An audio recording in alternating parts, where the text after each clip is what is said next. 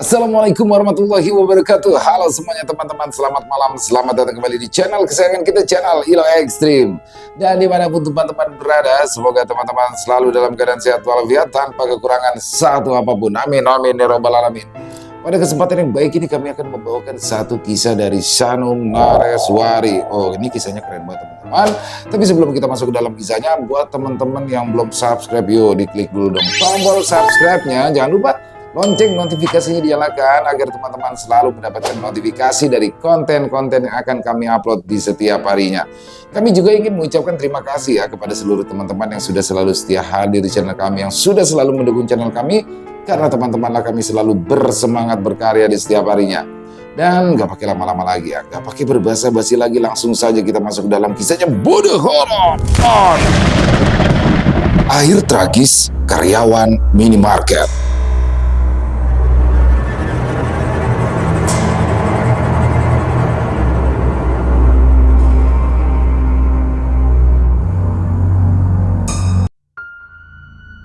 Rizka baru saja menginjakan kaki di minimarket kecil di sudut kota ketika suara Asri menyambutnya dari balik rak minuman ringan. Kamu datang pagi banget, Riz.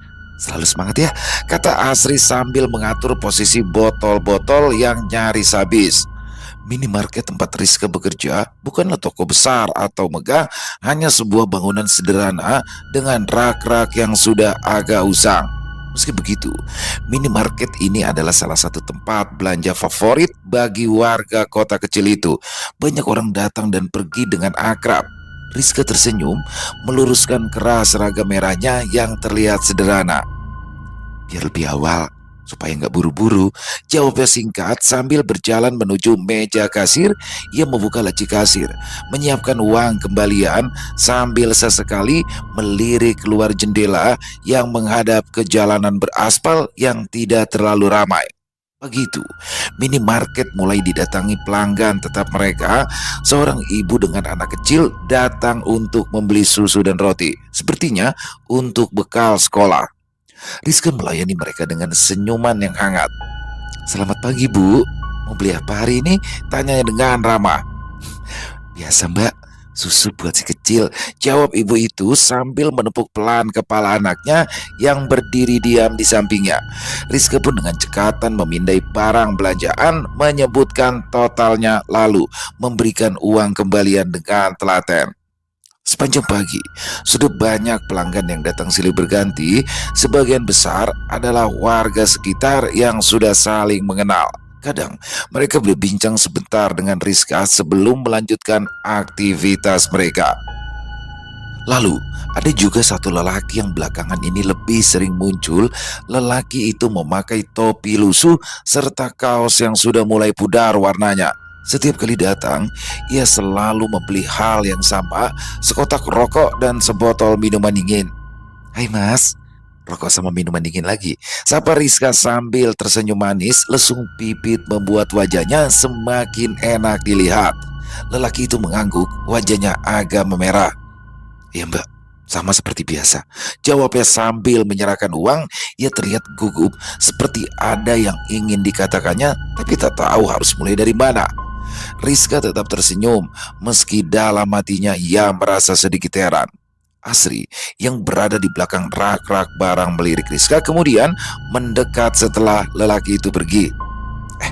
Kayaknya dia naksir kamu deh Riz, goda Asri dengan nada setengah berbisik. Rizka tertawa kecil. Masa sih? Kayaknya kok biasa aja.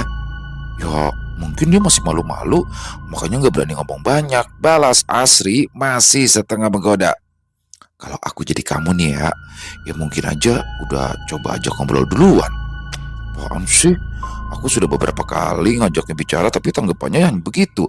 Rizka menggerutu sambil menahan tawa. Walau sering digoda seperti itu, dia tetap lebih fokus pada pekerjaannya. Baginya, bekerja di minimarket ini adalah kesempatan untuk menabung lebih banyak sebelum dia mendapat pekerjaan lain yang menjanjikan. Saat siang hari, Rizka dan Asri duduk beristirahat di bangku kayu yang ada di belakang minimarket sambil menikmati nasi bungkus dari warung terdekat. Di belakang minimarket terdapat lapangan tanah kosong yang luas dengan rerumputan liar yang tumbuh tak teratur. Angin siang itu bertiup lembut, membuat suasana sedikit lebih sejuk di bawah pohon besar yang menaungi mereka. Jadi kamu nggak ada minat nih buat kenalan lebih jauh sama mas-mas tadi? Tanya Asri sambil menyeruput es teh manis dari plastiknya. Bisa menggeleng sambil tersenyum. Belum kepikiran, Asin. Aku kan di sini buat cari uang, bukan buat cari pacar. Asri tertawa kecil. Ikan siapa tahu nanti ketemu yang pas di hati. Di kota kecil seperti ini, kabar itu cepat nyebar loh. Bisa jadi gosip di warung kopi kalau ada yang naksir kamu. Rizka kembali tersenyum, tapi hatinya jengkel juga. Dia tahu kota kecil ini penuh dengan orang-orang yang saling mengenal dan dia harus berhati-hati. Saat ini, dia masih ingin menikmati setiap momen kerjanya, melayani warga dengan penuh perhatian. Lagi pula bagi Rizka, pengagumnya itu terlihat seperti orang biasa, bukan lelaki kaya. Hari pun terus berlanjut. Rizka kembali ke meja kasir, siap melayani pelanggan berikutnya dengan senyum hangat yang tak pernah luntur. Seperti biasa, keesokan harinya ketika matahari masih enggan muncul sepenuhnya di langit kota kecil, Rizka sudah tiba lebih awal di minimarket tempatnya bekerja. Dia menyukai suasana pagi yang tenang sehingga bisa mempersiapkan segala sesuatu di toko tanpa banyak ributan. Dengan cepat, ia merapikan seragam merahnya, lalu membuka pintu minimarket yang masih tertutup. Pintu itu berderit pelan, seolah memberi salam pagi kepada siapa saja yang masuk. Sambil menyiapkan laci kasir dan merapikan barang-barang di rak depan, Rizky tak bisa menahan diri untuk melirik ke arah ruang belakang minimarket, tempat di mana biasanya sang pemilik toko, Pak Ardi, sibuk memeriksa stok barang. Pak Ardi masih muda, mungkin baru pertengahan usia 30-an. Wajahnya tampan dengan garis rahang tegas dan mata yang selalu terlihat hangat. Tiap kali dia datang untuk mengecek keadaan toko, ada sesuatu dalam dirinya yang membuat jantung Rizka berdebar lebih kencang. Rizka sadar betul bahwa perasaan ini sangatlah tidak pantas. Pak Ardi sudah menikah dan istrinya, Bunita, merupakan perempuan cantik yang sering kali datang membawa makanan untuk para pegawai. Mereka adalah pasangan yang sempurna di mata siapapun. Akan tetapi, di sini Rizka tidak bisa membohongi dirinya sendiri. Setiap kali Pak Ardi melintas di dekatnya, ada perasaan hangat yang menjalar di dadanya, tetapi dia selalu berusaha menyembunyikannya di balik senyum profesional. Begitu, Rizka sedang sibuk menghitung uang kembalian di kasir ketika Pak Ardi tiba-tiba saja muncul dari ruang belakang. Rizka, tidak ada masalah dengan stok barang hari ini kan? Tanyanya sambil tersenyum ramah. Rizka sedikit terkejut, lalu segera menguasai diri. Wajahnya terasa panas sehingga ia memilih tetap untuk menundukkan kepala. Pagi Pak Ardi, sejauh ini aman, hanya ada beberapa barang yang harus diorder ulang. Jawab dengan nada biasa walau hatinya berdetak kencang. Dia tidak berani menatap langsung ke arah mata Pak Ardi terlalu lama, takut perasaannya terbaca. Oke baik, nanti saya cek lagi ya. Terima kasih Rizka, kamu kerja yang baik ya, supaya dapat bonus akhir bulan nanti, kata Pak Ardi sambil mengangguk puas. Senyuman itu tidak berniat apa-apa, tapi membuat Rizka merasa seolah-olah dunianya menjadi sedikit lebih cerah. Pak Ardi kemudian berlalu ke bagian belakang toko, meninggalkan Rizka yang berusaha keras mengendalikan perasaannya. Tepat tengah hari, ketika toko sudah mulai sepi dan hanya ada beberapa pelanggan yang datang, Rizka melihat Pak Ardi dan Bunita datang bersamaan. Mereka membawa makanan untuk para pegawai, seperti yang sering mereka lakukan selama ini.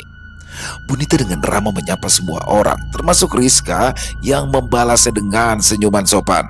Di hadapan Bunita, Rizka merasa lebih kecil dari biasanya. Sadar perasaannya adalah sesuatu yang harus ia sembunyikan jauh-jauh agar tidak ada yang bisa mendeteksinya. Saat Bunita menata makanan, Pak Ardi mendekati Rizka lagi. Rizka, nanti jangan lupa makan ya. Nita sudah masak banyak makanan favorit kamu dan teman-teman," katanya dengan nada bersahabat. Rizka hanya bisa mengangguk sambil berusaha menjaga suaranya tetap stabil, sementara Asri mencubit lengannya pelan. Dia mengedipkan mata sambil berkata, "Eh, kalau begini terus, kita nggak perlu pusing lagi nih ngeluarin uang makan tiap hari," ucap Rizka pelan. Sepanjang hari itu, Rizka mencoba fokus pada pekerjaannya, namun pikirannya terus melayang pada Pak Ardi dan istrinya. Hatinya terasa sesak dengan perasaan yang tak terucap yang semakin hari semakin sulit untuk diabaikan. Dia bukan tak tahu perasaannya ini salah, sehingga harus segera menyingkirkannya. Hanya saja entah kenapa, setiap kali Pak Ardi tersenyum padanya, perasaan itu kembali menyeruak, mengingatkannya bahwa dia hanyalah manusia biasa yang kadang tak bisa mengendalikan hatinya sendiri. Keesokan harinya, Rizka duduk di sudut kamar kosnya yang sempit, menatap layar ponsel dengan jantung berdebar. Tangan kanan yang memegang ponsel sedikit gemetar. Walau ia sudah berusaha menguasai dirinya, dengan hati-hati ia mengetik sebuah pesan singkat untuk Pak Ardi. "Selamat pagi, Pak. Jangan lupa sarapan ya. Saya juga sudah membuatkan sedikit makanan untuk Bapak. Semoga suka." Pesan itu akhirnya terkirim. Rizka menatap layar ponselnya, menunggu dengan perasaan cemas. Tak lama kemudian, sebuah pesan balasan muncul. "Terima kasih Rizka, kamu baik sekali. Saya dan Ninta nanti akan dengan senang hati mencicipi masakanmu di toko ya." Rizka menghela nafas pendek, kesal, karena lelaki itu sepertinya tidak menangkap isyarat yang diberikan Rizka. "Ya sudahlah, biarkan saja dulu seperti ini," ucap Rizka pelan sambil bersiap berangkat kerja. Pesan tadi merupakan langkah kecil bagi Rizka, tetapi bisa menjadi awal dari sesuatu yang lebih besar. Terlebih lagi, saat ini perasaannya terhadap Pak Ardi semakin sulit untuk dikendalikan, apalagi sejak Bunita lebih banyak menghabiskan waktu di rumah karena sedang hamil muda. Peluang untuk mendekati Pak Ardi semakin terbuka, sehingga Rizka tak lagi hanya menunggu, ia pun mulai bertindak, mengambil langkah yang lebih berani. Rizka benar-benar datang ke minimarket dengan membawa bekal makan siang yang ia sudah siapkan sejak subuh tadi. Sebuah kotak makan sederhana berisikan nasi, ayam goreng, dan sayur-sayuran yang ia masak penuh perasaan. Ia meletakkan kotak itu di atas meja kasir sambil menunggu Pak Ardi datang. "Buat siapa tuh?" tanya Asri heran ketika ia datang ke minimarket. "Ada deh," saut Rizka penuh teka-teki. Asri menatap penuh tanda tanya. Sedikit banyak, dia mulai merasa curiga karena Rizka kini lebih sering bermain rahasia padanya. Tidak seperti saat dulu, saat mereka sama-sama baru diterima bekerja di tempat itu. Ketika Pak Ardi tiba, ia tersenyum hangat kepada Rizka dan Asri seperti biasanya. "Loh Riz, kamu serius repot-repot membuatkan makan siang buat saya?" tanyanya dengan nada setengah bercanda. Rizka tersenyum gugup. "Gak repot kok Pak, saya hanya ingin Bapak makan enak dan sehat. Apalagi kan Bunita sudah tidak bisa sering datang ke toko lagi." Pak Ardi mengambil kotak makan itu, membuka tutupnya. Aroma masakan Rizka langsung tercium hingga membuat Pak Ardi mengangguk puas. "Wah, ini kelihatannya enak sekali. Terima kasih ya Rizka. Kamu penuh dengan perhatian sekali." Rizka merasa pipinya memanas kala mendengar pujian itu, lantas menundukkan kepala sedikit, menutupi perasaan yang mulai berkecamuk di dalam hatinya. Pardi kemudian membawa kotak makan itu ke ruang belakang, meninggalkan Rizka dengan perasaan campur aduk antara senang dan juga gugup. Gadis itu tidak tahu kotak makan siang yang tadi dibawakannya itu diserahkan Pak Ardi kepada Nanang, salah satu karyawan yang juga bekerja di minimarketnya. Seiring berjalannya waktu, Rizka pun semakin sering mengirimkan pesan kepada Pak Ardi. Pesan-pesan yang awalnya sekedar basa-basi itu kini mulai berkembang menjadi percakapan yang lebih pribadi. Pak Ardi pun selalu menjawab dengan ramah, sehingga Rizka merasa ada sesuatu yang mulai tumbuh di antara mereka, atau setidaknya itulah yang ia yakini. Bahkan tingkah Rizka kini semakin nekat. Ia memberanikan diri untuk berbicara lebih lama dengan Pak Ardi. Ia membawa 2 gelas kopi, lalu mendekati Pak Ardi yang sedang duduk di bangku kayu di belakang toko. Tempat tersebut memang agak tersembunyi dari pandangan orang luar. "Pak Ardi, saya senang sekali bisa bekerja di sini," ujar Rizka sambil menatap ke arah lapangan yang kosong di belakang mereka. "Bapak juga selalu baik sama saya, dan saya sangat menghargai itu." Pardi tersenyum menyesap kopi yang baru diberikan Rizka. "Saya juga senang kok punya pegawai seperti kamu, Rizka. Kamu itu pekerja keras dan selalu bisa diandalkan." Rizka terdiam sejenak, mencoba mencari kata-kata yang tepat. Saya ingin bilang sesuatu, Pak. Saya tahu ini mungkin tidak pantas, tapi sebelum Rizka bisa melanjutkan, suara kendaraan yang mendekat terdengar dari kejauhan. Mereka melihat sebuah mobil berhenti di depan minimarket. Tak lama kemudian, Bunita keluar dari mobil tersebut. Wajah Rizka memerah karena Pak Ardi segera berdiri dan mengakhiri percakapan mereka. "Nita sudah datang. Saya harus pergi, Rizka. Nanti kita lanjutkan lagi," ujar Pak Ardi buru-buru sebelum berjalan cepat menuju ke depan toko. Rizka hanya bisa menghela nafas dalam-dalam, menatap punggung Pak Ardi yang semakin menjauh. Hatinya terasa semakin berat. Walau berani mengambil langkah mendekati Pak Ardi, masih ada tembok besar yang bernama Nita yang selalu berdiri di antara mereka. "Perempuan sialan," maki Rizka. "Perut udah buncit kayak gitu masih aja keluyuran gangguin orang kerja." Rizka kembali ke tempat kerjanya. Ia tidak menghiraukan Asri dan Nanang yang menatap heran karena gadis itu tampak cemberut. Keduanya mencoba mengajak Rizka berbicara, tapi hanya dijawab dengan bentakan sehingga mereka mengalah. Mereka menghindari Rizka. Asri bahkan berbisik pada Nanang, "Kayaknya si Rizka sedang head ya, sensitif banget." Hari itu, suasana minimarket terasa lebih sepi daripada biasanya. Hanya ada beberapa pelanggan yang datang, membuat Rizka lebih banyak duduk di belakang meja kasir dengan pikiran yang berkelana. Sejak kejadian di belakang toko, Rizka merasa sikap Pak Ardi terhadapnya mulai berubah. Tidak ada lagi pesan-pesan hangat atau pujian-pujian sederhana yang membuat hatinya berbunga-bunga. Pak Ardi memang tetap ramah, tetapi ada jarak yang tak kasat mata antara mereka. Itu semua membuat Rizka merasa gelisah tak karuan. Rizka mulai merenung, rasa cemburu dan rasa kecewa terus menghantui pikirannya. "Apa Pak Ardi gak peduli pada aku ya? Kenapa dia tetap milih Bunita yang sudah tua itu?" pikirnya. Perlahan, sebuah rencana mulai terbentuk dalam benaknya. Dia harus membuat Pak Ardi memperhatikannya kembali. Dan untuk itu, dia akan memanfaatkan sifat Pak Ardi yang mudah simpati kepada orang lain.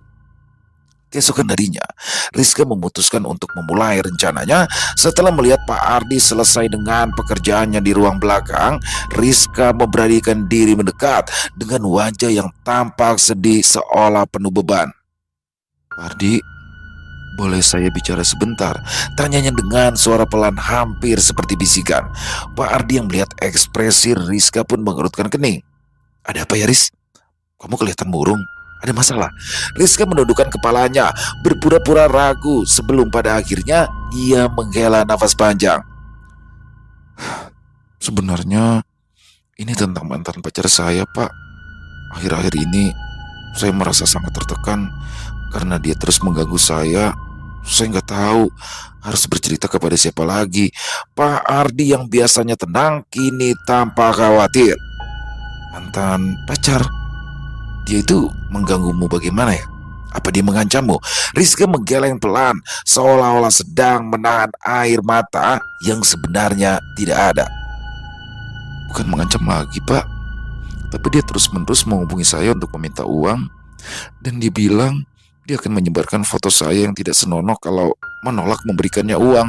Rizka dengan sengaja memilih kata-kata yang akan memancing perhatian dari Pak Ardi. Dia tahu dengan menceritakan masalah ini, dia bisa menarik simpati Pak Ardi sehingga membuatnya kembali peduli. "Saya akui ini memang juga salah saya, Pak. Dulu saya mudah sekali jatuh dalam rayuannya. Siapa yang menyangka kalau dia akan memanfaatkan kebodohan saya? Pak Ardi menarik nafas dalam-dalam, tampak berpikir sebelum akhirnya ia berkata, Rizka, kamu gak usah terlalu khawatir ya. Kalau memang mantan pacarmu itu terus mengganggu, kamu bisa kok lapor ke polisi. Dan saya juga akan membantu kamu bicara dengannya kalau itu memang diperlukan. Rizka mengangguk pelan, seolah merasa lebih lega setelah mendengar ucapan dari Pak Ardi. Terima kasih ya Pak. Saya tidak tahu harus bagaimana lagi kalau bukan karena Bapak. Melihat Rizka yang begitu lemah, Pak Ardi pun menjadi iba.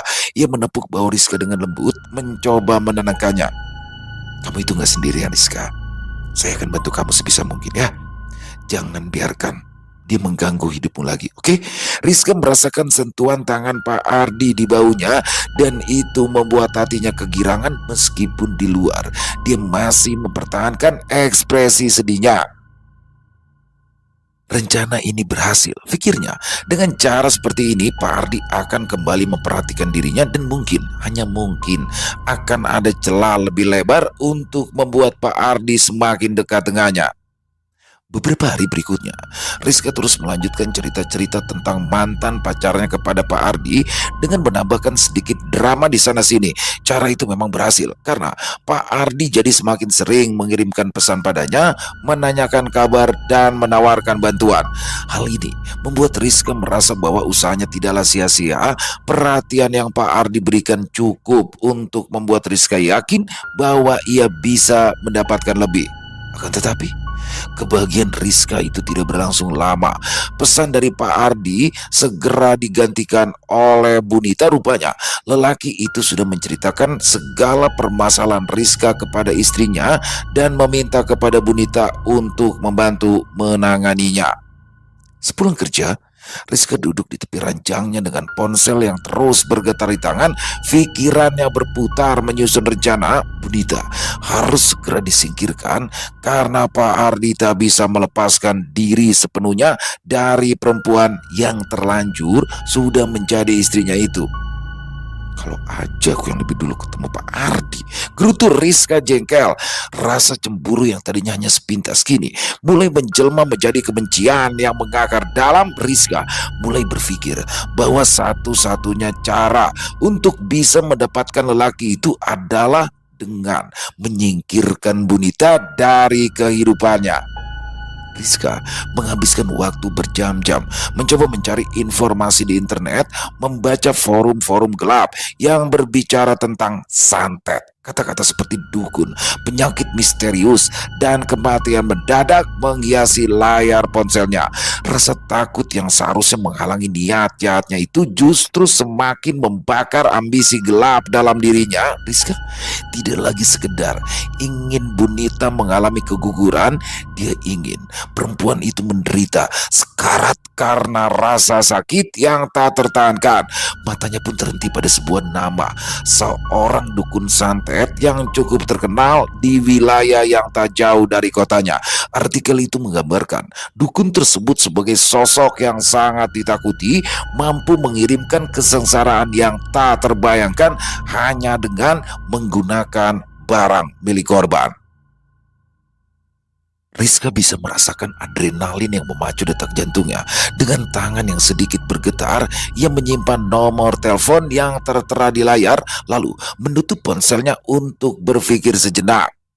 Suasana kamar yang hening membuat suara detak jantungnya terdengar cukup jelas, seolah-olah memantulkan keraguan yang masih tersisa di hatinya. Tapi bayangan Pak Ardi dan perasaan yang mendalam kepadanya membuat Rizka mengesampingkan semua keraguan itu. Saat waktu menunjukkan pukul 11 malam, Rizka pada akhirnya menghubungi nomor yang ia simpan. Setelah beberapa kali nada dering, terdengar suara parau dari seberang penuh dengan misteri yang meresahkan. Siapa ini? Suara dukun itu terdengar berat. Tanpa keramahan sedikit pun, Rizka menelan ludah, berusaha menenangkan suaranya.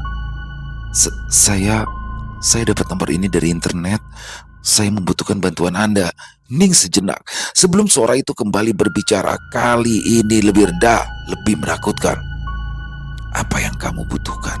Rizka terdiam, merasakan ketegangan yang menyelimuti dirinya. Setelah berhasil mengumpulkan keberanian, ia pun lalu berkata, "Saya ingin seseorang disingkirkan dari hidup saya. Dia hamil dan saya ingin dia kehilangan bayinya. Kalau bisa lebih dari itu." Ada jeda panjang sebelum suara itu menjawab, "Datang ke tempatku besok malam. Bawa sesuatu milik perempuan itu. Apapun yang bisa kamu dapatkan. Jangan lupa." Telepon terputus begitu saja, meninggalkan Rizka dalam kegelapan yang menyesakan. Nafasnya tersengal, tetapi di balik semua itu ada rasa lega aneh yang merayap dalam dirinya. Rizka sadar ini merupakan langkah yang sangat berbahaya, tapi tidak ada lagi yang bisa menghentikannya sekarang. Rasa benci yang dia rasakan terhadap Bunita telah menguasai akal sehatnya. Keesokan harinya, Rizky bekerja seperti biasa di minimarket. Hanya saja kali ini dengan niat berbeda, dia harus bisa mendapatkan barang milik Bunita sebagai bagian dari ritual santet yang akan dilakukan. Kesempatan itu pada akhirnya datang saat Bunita mampir bersama Pak Ardi di sore harinya. Rizka yang biasanya menjauh dari Bunita kali ini mendekat dengan senyuman manis yang dibuat-buat. "Bu, coba lihat gelang buatan saya deh. Mungkin ibu tertarik," kata Rizka menunjukkan gelang anyaman yang dibuatnya semalam suntuk. Bunita tersenyum tipis menghargai tawaran Rizka yang mengamati gelang itu. Tanpa sadar, ia pun melepaskan sapu tangan sutra yang biasa digenggamnya. Rizka langsung menyambar sapu tangan itu dan memasukkannya ke dalam saku baju, lalu mengobrol dengan Bunita seolah tak ada hal penting yang baru saja terjadi. Setelah Bunita selesai mengagumi gelang Rizka, ia pun segera berpamitan pergi. Sementara itu, Rizka menggenggam sapu tangan itu erat-erat, merasakan semangat kuat yang sudah mulai menyatu dengan rencananya. Malam itu, setelah pulang dari bekerja, Rizka memarkirkan sepeda motor yang dipinjamnya dari Anang di depan sebuah ruko yang berada di ujung jalan yang sepi. Ruko tersebut tampak biasa saja, dengan sebuah papan nama kecil bertuliskan konsultasi spiritual dan pengobatan alternatif. Bisnis yang aneh, tetapi sepertinya banyak orang yang cukup tertarik untuk masuk ke dalam ruko tersebut demi bisa meminta bantuan. Rizka melangkah masuk. Ruangan di dalamnya terang dengan dekorasi modern, dinding putih bersih, rak-rak berisi berbagai macam kristal dan tanaman hias yang disusun rapi, serta aroma harum lavender yang menyegarkan. Seorang perempuan parubaya yang terlihat rapi dan profesional menyapanya dari arah belakang meja resepsionis. "Selamat malam, ada yang bisa saya bantu?" Suaranya lembut, hampir terlalu ramah untuk bisnis hitam semacam itu. Rizka mengangguk, berusaha menutupi kegugupannya.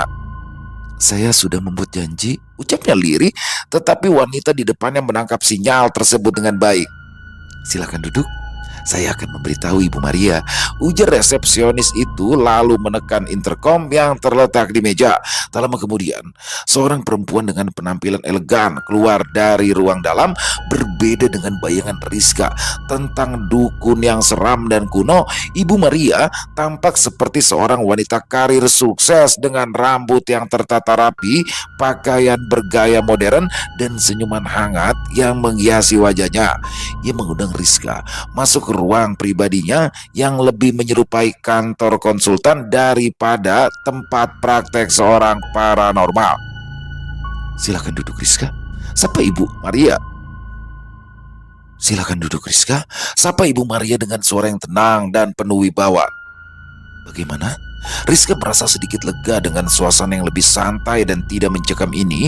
Ia lalu duduk di sofa yang empuk, mengambil nafas dalam-dalam sebelum mulai bercerita. Saya yang membuat janji dengan ibu tadi malam." Ibu Maria mendengarkan dengan seksama, sesekali ia mengangguk. "Baik, masalah ini bisa aku bantu. Namun, kamu tentu mengerti permintaanmu ini tidaklah mudah. Kamu harus membayar lebih mahal dibandingkan layanan kami yang lain." Rizka mengangguk, matanya menyala penuh tekad. Saya Saya sudah menyiapkannya, Bu. Melihat tekad di mata Rizka, Ibu Maria mengeluarkan tablet dari tasnya. Kemudian, ia mulai mengetik sesuatu dengan cepat. Ia menunjukkan layar tablet kepada Rizka, menampilkan beberapa opsi. Di sini ada beberapa cara yang bisa kita lakukan. Ada pilihan yang efeknya lambat, tapi pasti. Atau ada yang lebih cepat, tapi bisa berdampak pada banyak hal lain. Pilihan ada di tangan Anda. Saya ingin yang cepat, ujar Rizka pada akhirnya. Saya ingin dia mengalami penderitaan yang amat sangat menyakitkan. Kalau bisa dia mati saja bersama anak dalam kandungannya. Ibu Maria tersenyum kecil. Baik, apa kamu sudah menyiapkan persyaratannya? Rizka lalu mengeluarkan ponselnya dan menunjukkan foto Bunita yang diambil secara diam-diam tadi sore. Dia juga menyerahkan sapu tangan milik Bunita. Setelah membayar biaya konsultasi yang cukup mahal, Rizka meninggalkan ruko itu dengan perasaan campur aduk. Di satu sisi, ia merasa sedikit konyol karena sudah bertemu dengan dukun yang serba modern itu. Sementara di sisi lain, ia merasa puas karena Ibu Maria sudah menjanjikan kematian Bunita dalam waktu dekat. Malam itu, Rizka tidur dengan hati penuh bunga, sedangkan di tempat lain, Bunita mulai merasakan gejala aneh di tubuhnya. Dia mengigau dalam tidur, memukul-mukul perutnya sendiri sehingga Pak Ardi terkejut. Dia berusaha menenangkan Bunita, tetapi istrinya justru bertambah kalap. Pak Ardi semakin gugup terlebih lagi ketika ia mendengar rang kesakitan istrinya, tetapi perempuan cantik itu masih terus saja memukuli perutnya sendiri. Tanpa berpikir panjang, dia pun segera membawa Bunita ke rumah sakit, meminta pertolongan agar anak dan istrinya tidak mengalami masalah yang lebih parah. 3 hari, Bunita terbaring lemah di atas ranjang rumah sakit. Wajahnya pucat, ditambah kantung mata yang membesar menandakan ia kurang tidur serta stres yang terus menghantui. Dia dirawat di rumah sakit setelah mengalami pendarahan hebat yang hampir saja merenggut nyawa dirinya dan bayi yang dikandungnya. Pardi tidak pernah meninggalkan sisinya. Ia terus berjaga dengan kekhawatiran yang mendalam. Tatapan lelaki selalu penuh kecemasan setiap detik. Ia merasa bisa saja bahwa sesuatu yang buruk bisa terjadi lagi. Bunita tak ingat apa yang terjadi malam itu. Dia baru sadar saat berada di rumah sakit dengan infus yang terpasang di tangannya. Kondisi Bunita belum juga membaik. Tubuhnya semakin lemah tak bertenaga, apalagi setiap malam ia terus diganggu oleh mimpi buruk yang selalu sama. Seorang wanita berbaju putih dengan rambut panjang menutupi wajah berdiri di ujung ranjangnya. Bunita selalu terbangun dari mimpi itu dengan keringat dingin yang mengucur deras di dahinya. Kita pulang saja ke rumah ibu ya, bisik Pak Ardi setelah Bunita selesai makan siang. Ibu pasti bisa memberitahu apa yang sebenarnya terjadi padamu. Aku curiga ini bukan penyakit medis biasa. Bunita mengangguk. Dia pun ingin pulang saja. Bosan rasanya berada di ruangan beraroma obat sepanjang hari. Setelah dokter memberikan izin, Pak Ardi pun memutuskan untuk membawa Bunita ke rumah mertuanya. Dia berpikir bahwa dengan lingkungan yang tenang di sana akan bisa membantu Bunita pulih dengan lebih baik. Di sini kamu juga bisa beristirahat dengan tenang. Tidak perlu memikirkan apapun selain kesehatanmu, kata Pak Ardi dengan lembut sambil menggenggam erat tangan Bunita. Setibanya di rumah orang tuanya, Bunita disambut seluruh keluarga dengan prihatin. Semua orang tampak khawatir melihat keadaan Bunita yang sedang hamil besar tetapi juga masih sakit-sakitan. Malam itu, saat semua orang sudah tertidur, Bunita merasakan ada sesuatu yang ganjil di dalam kamarnya.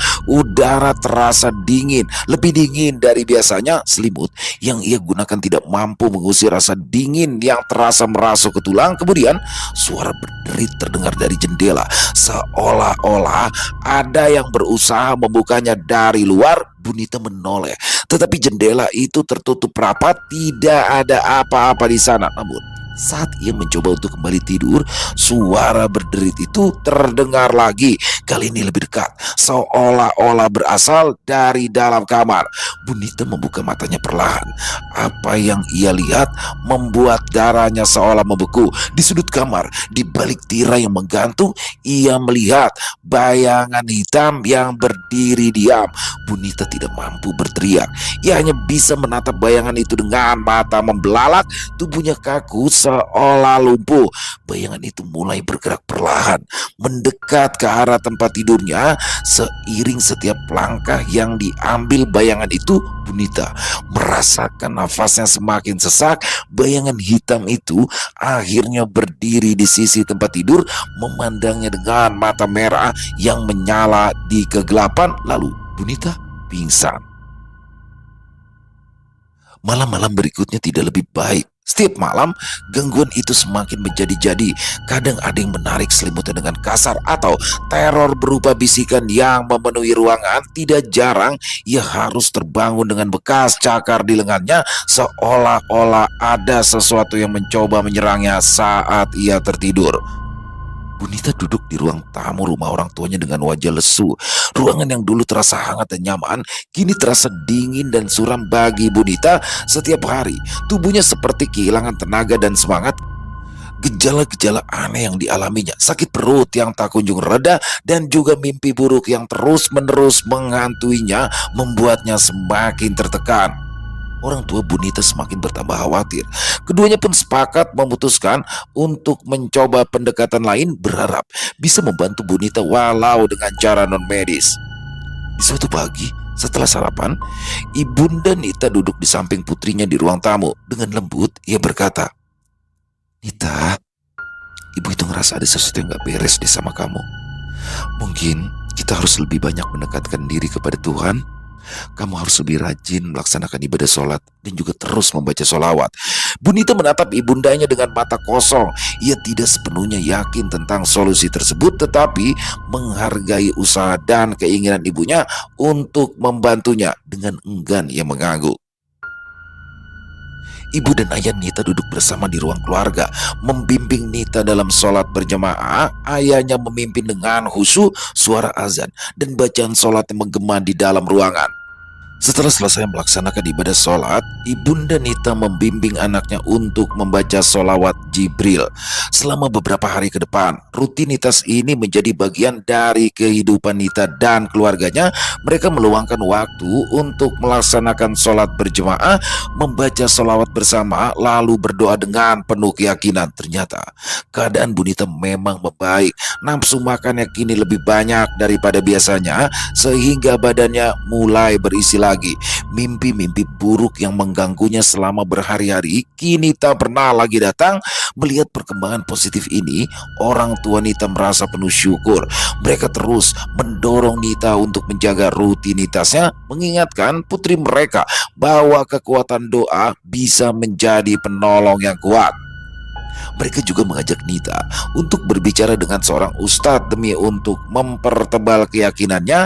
Ustadz tersebut pun menjelaskan pentingnya keikhlasan dalam berdoa dan menjalani hidup dengan penuh kepercayaan kepada Tuhan. Dia juga memberikan amalan yang dapat membantu menjaga kesehatan Nita di rumah orang tuanya. Suasana hangat pun terasa kembali. Ruang tamu yang sebelumnya terasa suram kini penuh dengan cahaya dan kebersamaan. Nita kini sudah bisa tersenyum lagi, sehingga Pak Ardi yang rutin menengok tiap minggu pun luar biasa bahagia melihat istri kesayangannya kini sudah sehat kembali.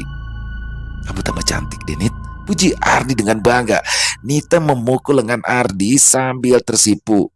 "Kumbang, gendut gini dikatain cantik." "Kamu itu bukan gendut sayang, cuma lebih berisi dan aku menyukainya kok," bisik Ardi lantas mencium dahi istrinya. Keadaan berbanding terbalik bagi Rizka. Hari itu terasa sangat berat bagi Rizka. Satu persatu masalah datang menghampirinya, seolah-olah dunia ingin menuntut harga atas keputusan buruk yang telah ia buat. Dimulai dari berita pemecatan oleh Pak Ardi yang benar-benar mengguncang dunia Rizka. Di minimarket, suasana yang tenang tiba-tiba saja berubah menjadi tegang. Rizka berdiri di depan meja kerja, tangannya gemetar memegang surat pemecatan yang baru saja diberikan oleh Pak Ardi. Pak Ardi yang biasanya tampak ramah dan penuh perhatian, kali ini menatap matanya dengan mata yang sedikit menyimpan amarah. Rizka, Ardi memulai dengan suara yang tegas namun lembut. Saya harus memberitahumu bahwa keputusan ini sangat sulit bagi saya. Namun, kami tidak bisa membiarkan masalah ini terus-menerus berlanjut. Kamu dipecat mulai hari ini. Tapi kenapa, Pak? Tuntut Rizka merasa tidak terima. Pak Ardi menggelengkan kepala kesal. Kamu lupa kalau di sini ada CCTV. Rizka tercekat. Pertanyaan pendek Pak Ardi sudah menjelaskan kenapa ia dipecat. Sepertinya Pak Ardi sudah mengetahui jika Rizka telah secara diam-diam mengambil barang-barang di minimarket untuk dijualnya di luar. Rizka mencoba berbicara, tetapi kata-katanya seolah tertahan. Setiap kali ia mencoba mengungkapkan alasan atau penyesalan, Pak Ardi hanya menggelengkan kepala dan menunjukkan pintu keluar. Hati Rizka hancur. Dia sudah merasa mengorbankan banyak hal untuk bisa mendapatkan perhatian Pak Ardi, tapi kini dirinya harus meninggalkan tempat yang sempat memberikannya harapan. Masalahnya pun bertambah buruk ketika Rizka kembali ke kosnya. Rizka disambut dengan berita buruk dari sang pemilik kos yang sedang berdiri di depan pintu kamarnya. Maaf Rizka, tapi sepertinya kamu harus keluar. Oh, banyak sering laporan ya bahwa kamu itu sering bawa laki-laki masuk ke sini. Dan itu melanggar aturan kos. Itu pelanggaran berat, ujar pemilik kos dengan nada tegas yang sudah tidak bisa diganggu gugat lagi. Rizka terkejut sampai ia tidak bisa berkata-kata lagi. Ia berusaha menjelaskan, tetapi pemilik kos itu sudah tidak mau mendengarkan lagi. Tanpa ada pilihan lain, Rizka mengumpulkan barang-barangnya sambil mengutuk keras ketika memutuskan untuk pergi walau berat hati. Rizka merasa sangat tertekan karena marah pada dirinya sendiri. Ditambah bingung harus kemana ia untuk menginap malam itu sebelum mendapat kos baru. Dalam keadaan panik, Rizka memutuskan untuk berjalan kaki menuju stasiun bus. Dia ingin menuju kos asri, berharap ia bisa tinggal untuk sementara di sana. Tapi sial, dalam perjalanan itu ia menjadi korban pencopetan. Di tengah keramaian pasar yang penuh sesak, seseorang dengan cepat meraih tasnya lalu melarikan diri. Rizka masih sempat merasakan tasnya ditarik dari baunya, dan saat ia menoleh, dompet yang berisikan gaji terakhir dari minimarket dan juga handphone hilang begitu saja. Copet, teriak Rizka panik, tetapi tidak ada yang bergerak menolongnya. Rizka merasa seolah-olah dunianya runtuh di sekelilingnya. Ia berdiri di tengah jalan yang sibuk dengan wajah pucat. Tanpa handphone, dia tidak bisa menghubungi siapapun, sedangkan tanpa uang, dia tidak punya tempat untuk tinggal atau makanan untuk hari itu. Di hari itu, Rizka merasa seluruh dunia bersikap tidak adil padanya. Dengan langkah gontai, Rizka berusaha mencari tempat aman di tengah kota yang tidak bersahabat. Dia ingin untuk mencari tempat tidur di penginapan murah, tetapi uang yang hilang membuatnya tidak bisa membayar biaya penginapan. Keadaan pun semakin memburuk. Saat malam tiba, Rizka harus tidur di luar, mencari tempat berteduh di bawah jembatan atau di area parkir yang kosong. Sambil meringkuk di sudut yang gelap, Rizka mulai merenung tentang kehidupannya. Pikirannya kembali kepada Nita, Ardi, dan segala keputusan buruk yang telah ia buat selama ini. Hujan mulai turun sehingga Rizka merasa kedinginan, tetapi yang lebih menyakitkan lagi adalah perasaan menyesal sekaligus tidak berdaya yang menyelimuti hatinya.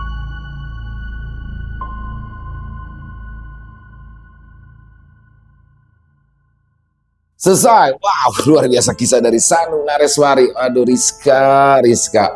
Udah enak-enak kerja, bosnya baik, kerjaannya enak. Pokoknya udah enak ya, tinggal dia menata hidupnya. Di sini dia tergoda ya. Ya gimana ya? kalau kita bicara cinta, cinta itu kan bisa datang di mana saja, kapan saja, dan sama siapa saja, termasuk di sini datangnya ke Rizka dan dia mencintai orang yang sudah memiliki istri. Tapi ya memang hak dia ya mencintai Pak Ardi, tapi dia tidak berhak untuk menghancurkan hubungan antara Pak Ardi dan istrinya, apalagi Bu Nita saat itu sedang hamil, dan bagaimana dia berubah menjadi wanita yang bengis, ingin menghabisi Bu Nita beserta bayi yang dikandung ini. Itu gara-gara cinta. Luar biasa sekali bagaimana akhirnya kekuatan cinta Pak Ardi terhadap Bu Nita ya. Jadi Pak Ardi tidak goyah sedikit pun, dia tetap menganggap Rizka ini adalah karyawannya, dan jadi intinya tidak tergoda. Walaupun kalau dari kisah tadi saya lihat sih sebenarnya Pak Ardi sendiri sih sudah melihat gelagat yang tidak baik, maka dari itu dia mengalihkan ya semuanya ke Bu Nita untuk balas-balas SMS-nya lewat Bu Nita. Disinilah yang membuat Rizka semakin kalap hingga akhirnya mengirimkan santet untuk Bu Nita. Alhamdulillahnya Bu Nita ini dikelilingi oleh orang-orang yang mencintai dengan tulus. Ada suaminya Mas Ardi dan ada orang tuanya, sehingga semuanya bisa selesai dengan baik, dan karma itu akan datang dengan cara yang tidak diduga-duga. Bagaimana akhirnya ternyata Rizka mendapatkan semuanya, dipecat dari kerjaannya. Jadi kalau di sini saya lihat gini ya, dia ngambilin barang-barang di situ karena dia membutuhkan uang untuk membayar dukun santet yang harganya cukup mahal. Di situ ya Rizka akhirnya menggelapkan uang di situ, dan dia lupa kalau di situ ada CCTV. Akhirnya ketahuan deh sama Pak Ardi, dipecat. Dan ternyata Rizka juga di dalam kos-kosan ini sering membawa cowok nginep ya. Nakal juga ternyata. Dan ya udah itu selesai semua, kehilangan pekerjaan, kehilangan tempat tinggal, terakhir kecopetan. Udah nggak punya uang, nggak punya handphone, nggak punya pekerjaan, nggak punya tempat tinggal, lengkap sudah. Dan semoga ini semua bisa menjadi pembelajaran buat kita ya. Dari kisah barusan kita ambil hikmah yang baik yang saja, dan kita buang yang buruk-buruknya. Dan sekali lagi terima kasih ya buat Mbak Anum atas kisah luar biasanya. Ditunggu lagi kisah-kisah selanjutnya. Dan silakan buat teman-teman yang mungkin punya pendapat lain, punya komentar lain, bisa menuliskan di dalam kolom komentar, ataupun hanya sekedar saling menyapa. Insya Allah kami akan menjawabnya satu persatu. Dan semoga kisah barusan bisa menghibur teman-teman semua ya, para pecinta penikmat horor misteri, lebih khususnya lagi kepada para subscriber dari channel Ilo Extreme. Dan buat teman-teman mungkin yang suka dengan videonya, dengan kisahnya barusan, bisa diklik tombol like-nya ya, tombol jempolnya. Buat yang belum subscribe, yuk diklik dong tombol subscribe, dan jangan lupa lonceng notifikasinya dinyalakan agar teman-teman selalu mendapatkan notifikasi dari konten-konten yang akan kami upload di setiap harinya. Untuk channel Ilo Extreme kami upload tiap hari teman-teman ya, tiap malam jam 7 malam waktu Indonesia bagian Barat. Oh iya, buat teman-teman mungkin yang punya kisah horor misteri ya, yang apabila mungkin berkenan dibawakan di channel kami, silakan bisa mengirimkannya ke nomor telepon yang ada di bawah sini. Jadi kisah nyata berdasarkan pengalaman pribadi, silakan teman-teman. Buat yang sudah mengirimkan kisah, kami ucapkan terima kasih. Dan buat teman-teman yang sudah mengirimkan kisah tapi belum sempat dibawakan, harap bersabar karena harus melalui proses penggarapan terlebih dahulu. Di akhir kata, saya Ilo mengucapkan permohonan maaf apabila mungkin dalam pembawaan kisahnya ada kata-kata saya yang salah ataupun ada kata-kata saya yang kurang berkenan. Saya mohon dibukakan pintu maaf yang seluas-luasnya, dan sampai berjumpa lagi di konten-konten kami selanjutnya yang pasti tidak kalah ngerinya, yang pasti tidak kalah seram, yang masih bersama saya Ilo di channel Ilo Extreme. Salam sehat, sukses selalu untuk kita semua. Wassalamualaikum warahmatullahi wabarakatuh.